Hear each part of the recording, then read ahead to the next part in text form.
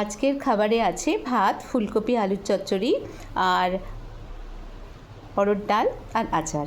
খুব সিম্পল খাবার, কিন্তু যেটার জন্য আমার ভিডিও বানানো, যে খাবার দু রকমভাবে দেওয়া যায়। একভাবে গুছিয়ে সুন্দর করে খাবার দেওয়া যায়, আর একভাবে যেরকমভাবে হোক হাতায় করে তুলে খাবার দিয়ে দেওয়া হয়। তো খাবার আসলে একটা ভোগ প্রসাদের মতন।